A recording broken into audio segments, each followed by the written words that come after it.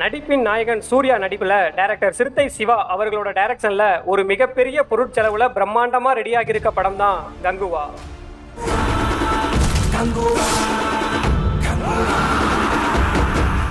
நடிகர் சூர்யா அவர்களுக்கு அவரோட சினிமா கெரியர்லயே இந்த மாதிரி ஒரு படம், இந்த மாதிரி ஒரு மாசான ஒரு பீரியாட்டிக்கல் மூவி ஹை பட்ஜெட்ல, அதுவும் 10 டிஃப்ரெண்ட் லாங்குவேஜ்ல இனிமேல் அவருக்கு கிடைக்குமா அப்படின்னு தெரியாது.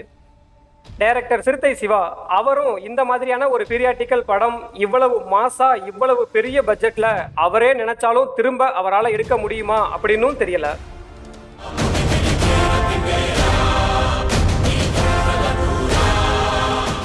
கங்குவா இந்த படத்தோட ட்ரெய்லர் ரீசெண்டா ரிலீஸ் ஆகி வைரலா போயிட்டு இருக்கு. நீங்க இந்த ட்ரெய்லரை கண்டிப்பா பார்த்துருப்பீங்க. அப்படி ஒருவேளை இந்த ட்ரெய்லரை இன்னும் பார்க்காம இருந்தீங்க அப்படின்னா உடனே பார்த்துருங்க. இந்த படம் வர்ற அக்டோபர் மாதம் 10ஆம் தேதி நேரடியாக தியேட்டரில் ரிலீஸ் ஆக போகுது. நம்ம வாழ்ற இந்த தீவுக்குள்ள எத்தனையோ மர்மங்க கொட்டி கிடக்குது. அக்டோபர் 10ஆம் தேதி அப்படின்னா இன்னும் நிறைய நாள் இருக்கே, அதுக்குள்ள ட்ரெய்லரை ரிலீஸ் பண்ணியிருக்காங்க அப்படின்னு ஒரு கேள்வியும் வரும். ஆனால் அந்த கேள்விக்கான பதிலையும் ஆல்ரெடி கங்குவா டீமே கொடுத்துட்டாங்க. அது என்ன பதில் அப்படின்னா, இந்த படத்துக்கு வழக்கமாக இருக்க மாதிரி இல்லாமல் 2 ட்ரெய்லர் ரிலீஸ் பண்ண போகிறாங்களாம். அது ஏன் ப்ரோ இந்த படத்துக்கு மட்டும் 2 ட்ரெய்லர் ரிலீஸ் பண்ணுறாங்க அப்படின்னு கேட்காதீங்க. ஏன்னா எனக்கும் தெரியல. அதே சந்தேகம் எனக்கும் இருக்கு. ஒருவேளை இந்த படம் பெரிய பொருட்செலவில் எடுத்திருக்காங்கல்ல, அந்த அமௌண்ட்டை படத்தோட கலெக்ஷனில் எடுக்கிறதுக்காக, படத்து மேலே உள்ள ஹைப்பை மக்கள்கிட்ட ஏற்றி விடுறதுக்காக இப்படி பண்ணுறாங்களோ அப்படின்னு தோணுது. எது உண்மை அப்படின்னு கங்குவா டீமுக்கு தான் தெரியும். ஆனால் இந்த ட்ரெய்லர் வெறித்தனமாக இருக்குது. ரொம்பவே சூப்பரான, அதே நேரத்தில் மாஸான trailer.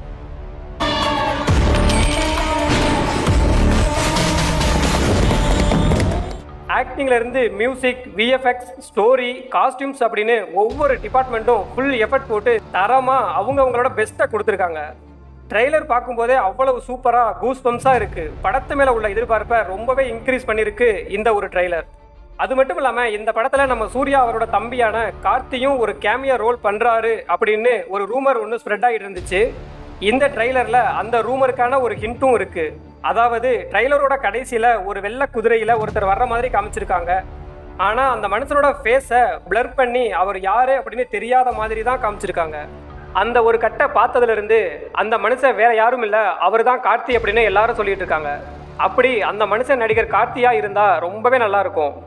Surya and Karthi, Rolex and Dilli, இவங்க 2 பேரும் சேர்ந்து ஒரு படத்தில் நடிக்கணும் அப்படின்னு ஒரு பெரிய எதிர்பார்ப்பு இருந்துட்டு தான் இருக்குது. ஸோ இந்த படத்தில் அப்படி ஒரு சம்பவம் நடந்துச்சு அப்படின்னா வேற லெவலில் இருக்கும். எனக்கு தெரிஞ்சு அந்த மனுஷன் ஒருவேளை கார்த்தியாக இருந்தால் இவங்க நெக்ஸ்ட் ரிலீஸ் பண்ண போகிற செகண்ட் ட்ரெய்லர்லையும் அவர் ஃபேஸை ரிவீல் பண்ணாமல் சஸ்பென்ஸாகவே வைக்கலான்னு தோணுது.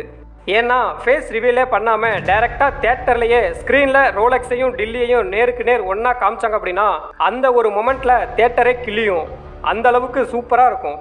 ஸோ ஒருவேளை அப்படி நடந்துச்சுன்னா அந்த ஒரு கிளாஸ் மொமெண்ட்டை பார்க்குறதுக்கு நீங்கள் எந்த அளவுக்கு ஈகராக இருக்கீங்க அப்படின்னு கமெண்ட் பாக்ஸில் சொல்லிவிடுங்க. ட்ரெய்லர் ஸ்டார்ட் ஆகும்போதே ஒரு லேடி ஒரு டைலாக் பேசுகிற மாதிரி காமிச்சிருக்காங்க. அந்த ஒரு டைலாக் டெலிவரி நல்லாவே இருக்குது. இப்படியே இந்த கதை நடக்கிற காடுகளை காமிக்கிறாங்க. அதோடு சேர்த்து டிஎஸ்பி அவரோட மியூசிக்கும் சூப்பராக இருக்குது. ஆக்சுவலாக இந்த படத்தில் சூர்யாவோட பேர் தான் கங்குவா. கங்கு அப்படின்னா நெருப்பு அப்படின்னு அர்த்தம். அதாவது இந்த படத்தில் 5 வகையான ட்ரைப்ஸ் மக்களை பற்றி சொல்லியிருக்காங்க. இந்த 5 வகை ட்ரைப்ஸ் மக்களும் ஒவ்வொரு குரூப்பும் ஒவ்வொரு பஞ்சபூதங்களை கடவுளாக வழிபடுறவங்க. அதில் சூர்யாவோட ட்ரைப்ஸ் மக்கள் நெருப்பை தெய்வமாக வழிபடுறாங்க போல்.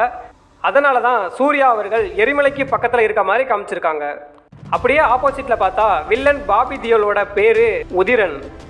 ஆக்சுவலாக உதிரம் அப்படின்னா ரத்தம் அப்படின்னு அர்த்தம். அதனால தான் இவரோட ட்ரைப்ஸ் மக்கள் ஒரு மரத்தை சுற்றி ரத்தம் குளம் மாதிரி இருக்குது, அதில் ஏதோ சடங்குகள் செஞ்சுட்டு இருக்க மாதிரி காமிக்கிறாங்க. ஆக்சுவலாக இந்த 2 ட்ரைப்ஸுக்கும் தான் பெரிய சண்டையே வரும் போல்.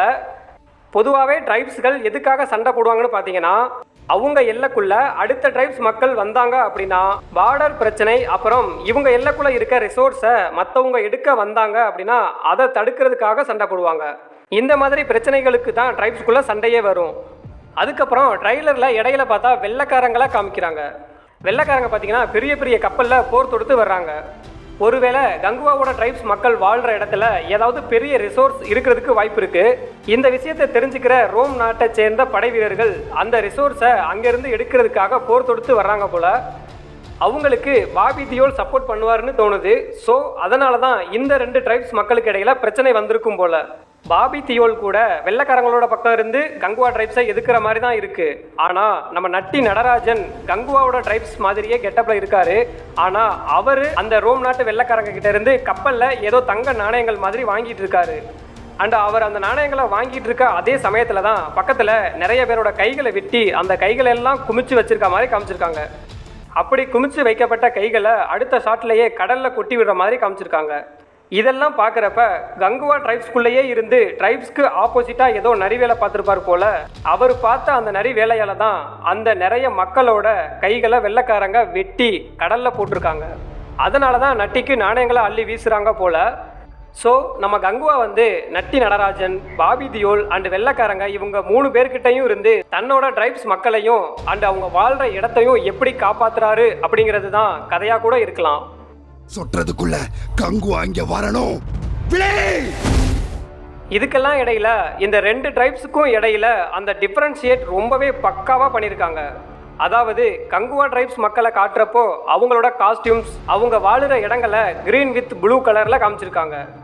அதே மாதிரி கங்குவா ட்ரைப்ஸ் மக்கள் மாட்டோட மண்டை ஓடு மாதிரி ஒன்றை ஹெல்மெட் மாதிரி மாட்டியிருக்காங்க. அப்படியே அந்த பக்கம் பாபி தியோல் ட்ரைப்ஸ் மக்களை காமிக்கிறப்ப ஒரு சிவப்பு கலந்த செம்மண் கலரில் தான் காமிக்கிறாங்க. அண்டு அவங்க காஸ்டியூம்ஸ் டோட்டலாக வேறு மாதிரி இருக்குது. இவங்க எல்லாரும் ஓனாயோட மண்டை ஓடுகளை ஹெல்மெட் மாதிரி மாட்டியிருக்காங்க. அண்டு இந்த ட்ரைப்ஸ் மக்களோட கண்களில் கூட ஏதோ ஒரு மாதிரியாக டிஃப்ரெண்ட்டாக காமிச்சிருக்காங்க.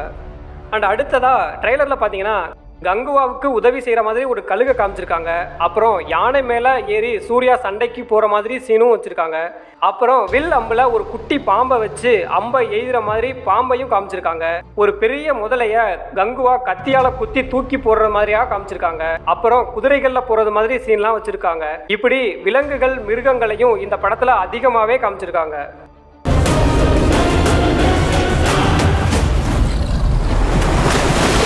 கடைசியா இந்த ட்ரைலர்ல சூர்யா அவர்கள் 2 இடங்கள்ல டைலாக் பேசியிருக்காரு. அதுல உன் ரத்தமும் என் ரத்தமும் வெவ்வேறா அப்படின்னு கேட்கிற டைலாக் நல்லா தான் இருக்கு.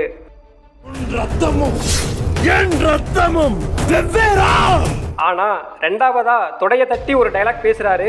அந்த டைலாக் நினைச்சாதான் கொஞ்சம் பயமா இருக்கு.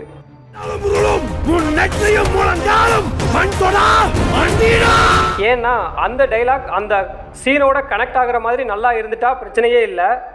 அதே கொஞ்சம் மிஸ் ஆனாலும் அதை அடித்து துவைச்சு பெரிய ட்ரோல் மெட்டீரியலாக மாறுறதுக்கு நிறையவே வாய்ப்பு இருக்கு. மற்றபடி இந்த படத்தோட ஹீரோயின் திஷா பதானி அப்படின்னு ஒரு பாலிவுட் நடிகை நடிச்சிருக்காங்க. ஆனால் ட்ரெய்லரில் அவங்களோட முகத்தை கூட காட்டலை. மேபி செகண்ட் ட்ரெய்லரில் அவங்களோட போர்ஷன்ஸ் வர்றதுக்கு நிறைய சான்சஸ் இருக்கு. ஸோ செகண்ட் ட்ரெய்லர் வர்ற வரைக்கும் கொஞ்சம் வெயிட் பண்ணி பார்க்கலாம். அந்த செகண்ட் ட்ரெய்லர் எப்படி இருக்க போகுது, இந்த ட்ரெய்லரில் இல்லாத விஷயங்கள் அந்த ட்ரெய்லரில் எதுவும் இடம்பெற்று இருக்கா அப்படின்னு அந்த ட்ரெய்லர் ரிலீஸ் ஆனால் தான் தெரியும்.